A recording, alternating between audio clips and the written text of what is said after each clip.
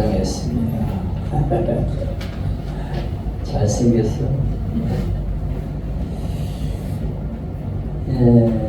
건강검진을 회사에서 했는데 결과를 보러 가니까 당신은 6개월밖에 안 남았으니까 당신은 1년 3개월입니다. 막 이렇게 나오는 거예요. 깜짝 놀랐죠. 도대체 이게 웬일이야. 내가 이제 30대인데 1년 남았다니 막 이렇게 심각해합니다.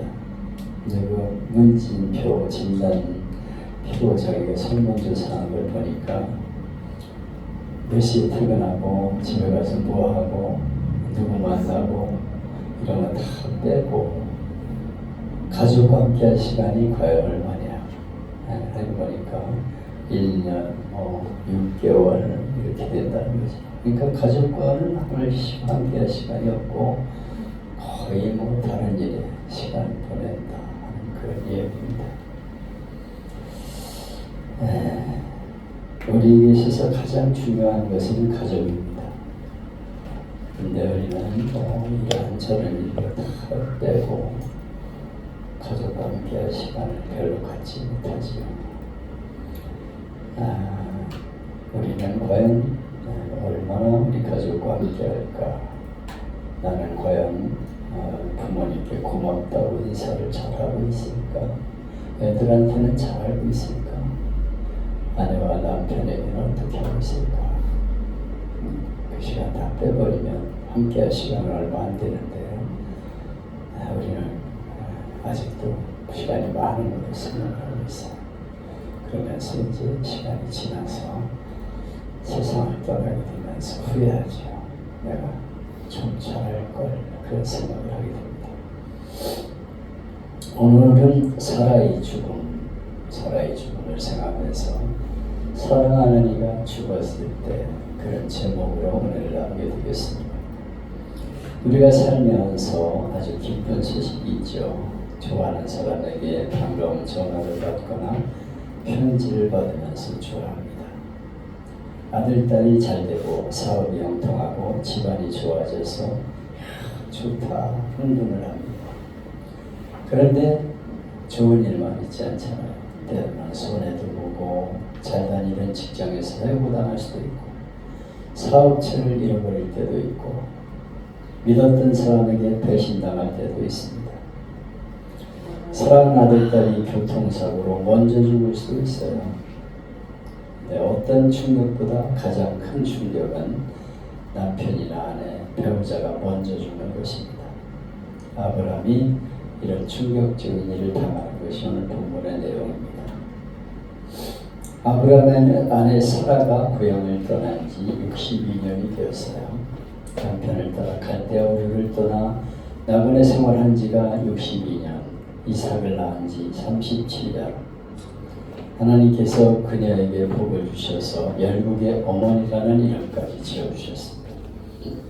그의 씨가 천하만민의 복의 근원이 되게 해주신다 약속을 하셨어요. 90세가 넘어도 잉태하여 아이를 낳고 100세 넘어도 아름다운 복 있는 여자. 너무 이뻐가지고 왕이 탐내가지고 자기 부인으로 삼으려고 할 정도로 그렇게 건강한 여자였습니다. 근데 그 사라가 어느 날 세상을 떠났어요. 부인이 세상을 떠났다는 말을 듣고 아브라함이 슬프게 웁니다. 여기 슬피 운다는 말은 히브리어로 박한데 조용히 눈물을 흘리며 우는 것을 말해요. 아브라함은 슬피 울었습니다. 사랑하는 아내와 오랫동안 같이 살았는데 막상 떠나고 나니까 슬픈 거죠. 그래서 울었습니다. 그러다가 그는 정신이 번쩍 듭니다. 장례식을 빨리 해야 돼요. 그 지역은 날씨가 더워서 바로 죽은 날 장례식을 해야 되는데 묘지를 준비하지 않았어요. 사라가 그렇게 빨리 죽을 줄 몰랐기 때문이죠. 갑자기 그렇게 죽을 줄 몰랐기 때문에 묘지가 준비되어 있지 않는데 아내가 죽자 아브라함은 그 지역 유지들을 찾아가서 부탁을 합니다. 어르신들, 나는 당신들 중에 거하는 나그네여 우거하는 자입니다. 누가 묘지를 내게 팔아서 아내를 장사하게 좀 도와주세요. 그랬더니 우리 땅 그냥 가지라고, 살 필요 없다. 그런데 아브라함은 그 땅을 삽니다. 그리고 거기다가 이제 막배라고에다 장사를 지내죠. 여기서 우리는 하나의 교훈을 얻습니다. 사람은 누구나 한번 태어나면 죽는다 하는 것이죠. 히브리서 9장 27절에 한 번 죽는 것은 정하신 것이요 그 후에는 심판이 있으리니 다 죽는다. 안 죽는 사람은 하나도 없어요. 다 죽는다. 이것이 정해진 운명입니다. 사라도 죽었고 아브라함도 죽고 요셉도 모세도 다윗도 다 죽었습니다. 전도서 3장에 보면 천하의 범사가 기한이 있고 모든 목적이 이룰 때가 있나니 날 때가 있고 죽을 때가 있으며 모든 것은 때가 있다는 거예요. 기한이 있다는 것입니다. 무한정이 아니에요. 다 정해진 기간이 있다는 것입니다. 태어날 때가 있으면 죽을 때가 있다. 여러분도 저도 다 죽습니다. 어떤 사람은 100년 살고 어떤 사람은 50년, 어떤 사람은 5년밖에 못 살고 죽어요. 저는 목회를 하다 보니까 별 사람 다 보죠. 태어나가지고 바로 죽는 아이도 있고 고생하다 죽는 아이도 있고 몇 년 못 살고 올해 또 100살 넘게 사는 분도 있습니다.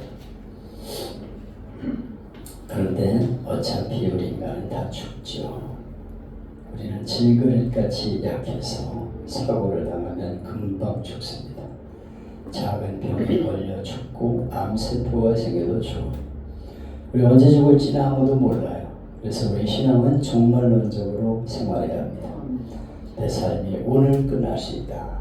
이런 마음으로 우리는 살아야 되죠. 여러분 언제 죽을 것 같습니까? 아직 멀었다고 생각이 들죠. 100년 안에는 죽을 것 같아요. 100년. 상당히 꿈도 야무집니다. 며칠 전에 건강하던 은퇴를 다음 주에 하려던 신학교 동기가 사우나에 갔다가 한증막에서 의식을 잃고 쓰러져 죽었어요.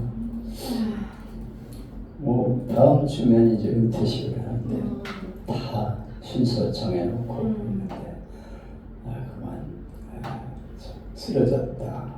기도해달라. 그래서 입원했는데 밥을 못 넘기고 죽었습니다.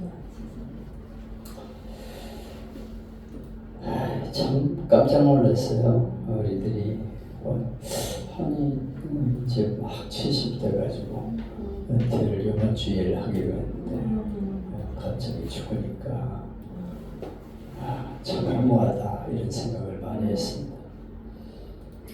어저께는 60대 건강한 목회자가 전립선암 3기라면서 제게 기도해달라 하는 부탁이 와서 오늘 카톡에 올렸어요. 죽음은 순간이죠. 우리는 언제 죽을지 모르지만 죽음을 준비하며 살아야 합니다. 죽음의 준비는 무엇입니까? 두 가지. 하나는 예수님 믿는 것.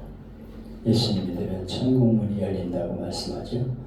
요한복음 10장에 내가 문이니 누구든지 나로 말미암아 들어가면 구원을 얻고 들어가며 나오며 꼴을 얻으리라.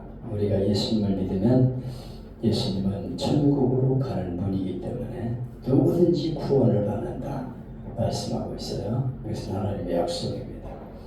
누구든지 예수님을 믿으면 구원을 받고 또 들어가고 나갈 때 항상 하나님께서 그에게 필요한 것을 채워주신다 말씀하고 있습니다. 그 다음은 부끄럽지 않게 살아가는 거예요. 예수 믿으면 구원받지만 예수 믿어도 부끄럽지 않게 살아야 되죠. 믿는데도 여전히 똑같은 상황으로 사는 사람들이 많죠. 또 오래 살아서 오히려 욕되는 사람도 있어요. 빨리 죽으면 좋았을 텐데 참 부끄러운 인생이 되는 경우도 있습니다. 빌립보서 1장 12절에 보면 나의 간절한 기대와 소망을 따라 아무 일에게든지 부끄럽지 아니하고 오직 전과 같이 이제도 온전히 don대하여 살든지 죽든지 내 몸에서 그리스도가 존귀하게 되려 하나니 무슨 일이든지 부끄럽지 않은 사람이 되겠다 하는 것이 사도 바울의 기도 제목이었어요.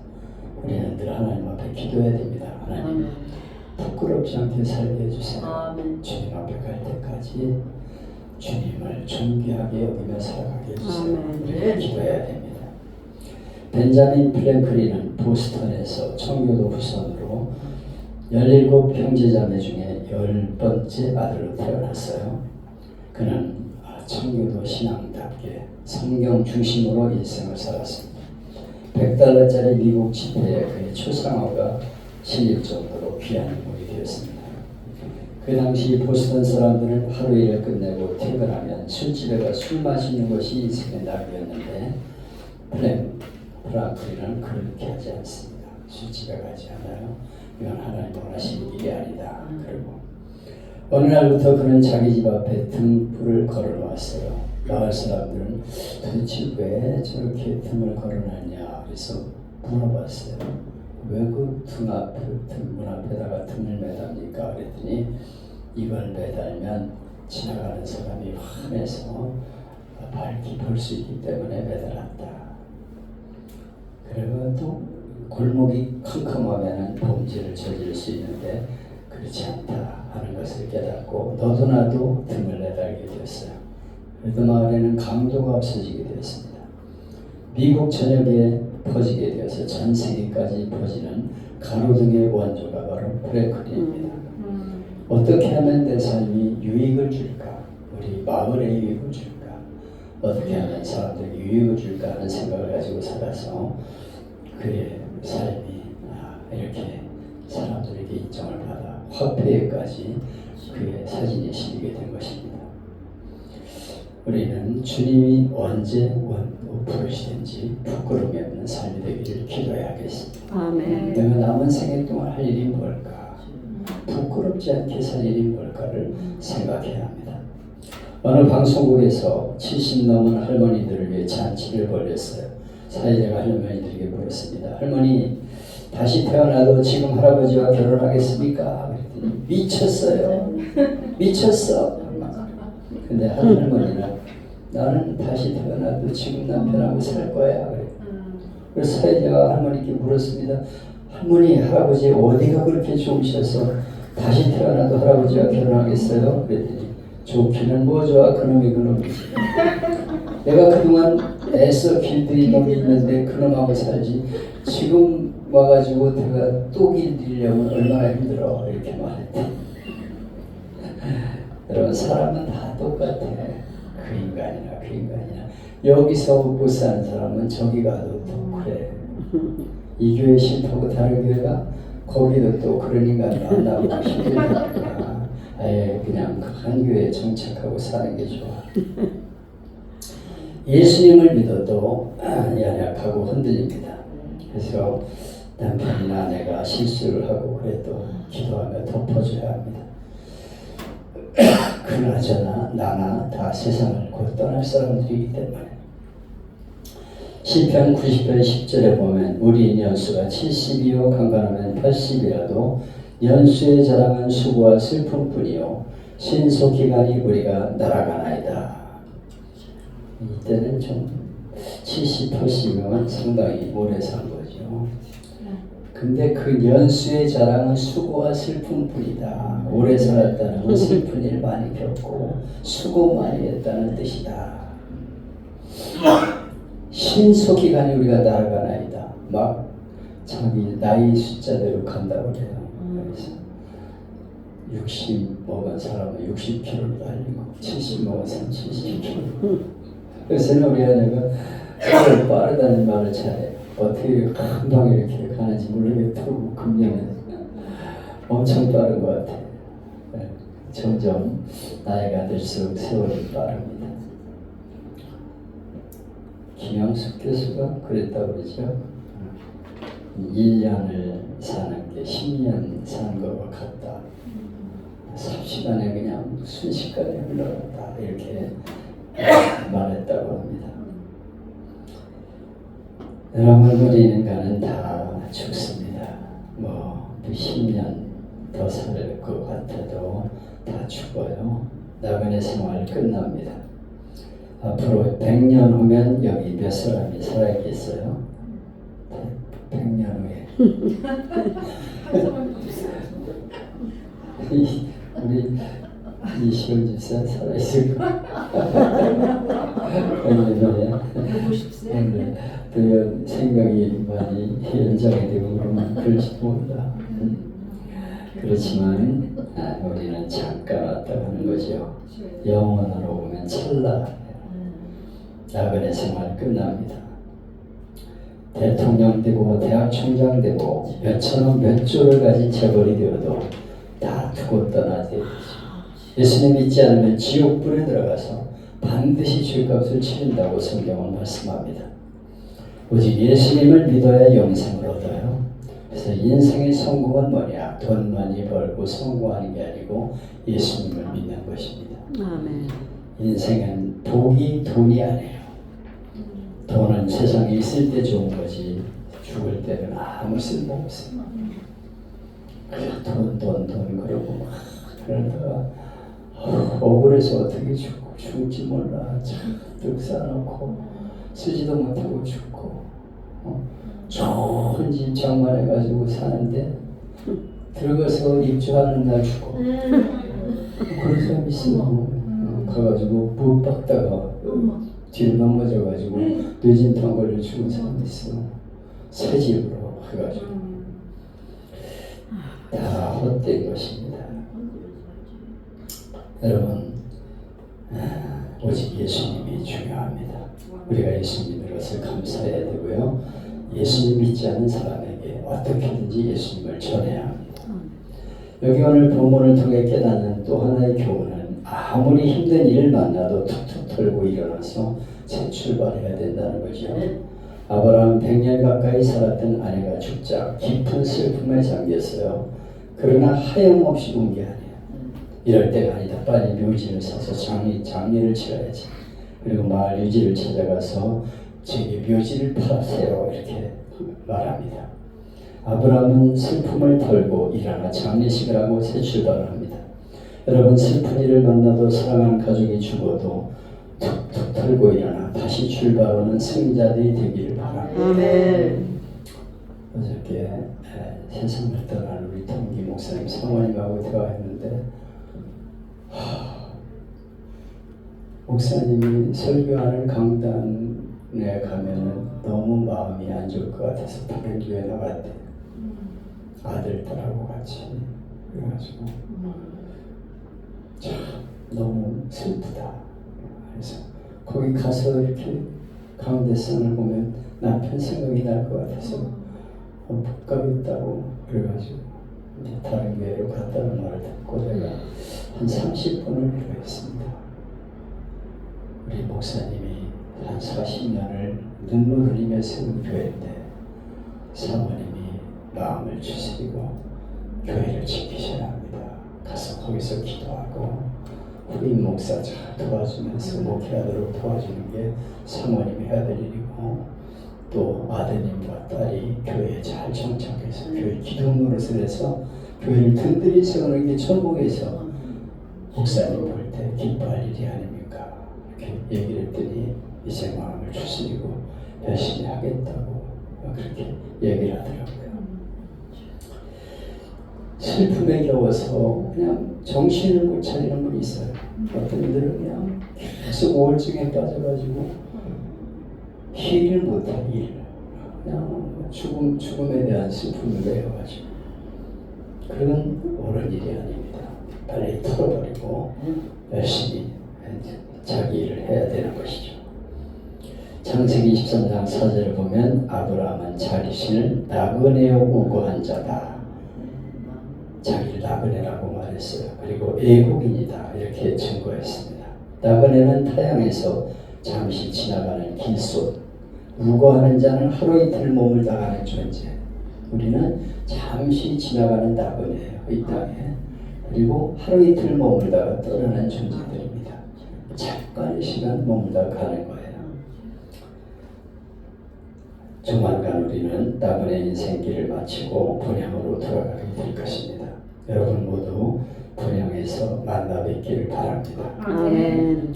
나그네로 사는 동안 풀지 못하는 갈등이 있으면 풀고 살아야 돼요. 여기서 뭐 그렇게 원수졌다고 저 인간은 내가 정말 꼴도 안 본다 내가 사는 날 동안은 그러면 되겠습니까? 그냥 서로 잘 사이좋게 지내야지. 풀고 우리 같이 식사합시다. 그래서 식사하고 차 한잔하면서 하루 잘 지냅시다. 이렇게 서로 풀어야지. 그거 참 갈등이 왜 이렇게 많은지. 어저께도 뭐 텔레 보니까 뭐 분당이나 어느 교회에서 100명이 모여가지고 서로 패싸움을 해가지고 부상을 당하고 경찰이 쫓아오고 방송에 나오고. 난 목사를 그 교회에서 청빙하는 거 가지고 싸우다가 찬성파 반대파. 이게 뭡니까 이거. 교회가 그렇게 난장판이 돼가지고 창피를 당하고 있어요. 교회 안에서 얼마나 갈등이 많은지 몰라요. 그냥 예수 믿는 사람들 한번 꼬마하면 풀리지 않아. 예수 믿는 사람 술 한잔하면 끝나는데 꼭 해가지고 그냥 원수처럼 그렇게 살아가는 일이 많아요. 그래서 교회 안에서 싸움 나면 해결이 안 돼. 싸우고 물대포를 쏘고 막 뭐 정말 사회에 욕을 많이 먹습니다. 여러분, 우리는 잠깐 왔다 가는 세상에 죄 짓지 말고 살기를 힘쓰고 감사하며 살아야 돼요. 여러분 가운데 예수 믿지 않는 분이 있으면 꼭 예수님을 믿어야 되고 또 믿지 않는 가족, 친지들을 구원해내는 것이 우리의 사명입니다. 우리 모두 예수님 믿고 구원받아 천국에서 영생을 누리고 우리 가족, 친지들 열심히 전도해서 저들을 천국권에 함께 만나는 은혜가 있기를 축복합니다. 아멘.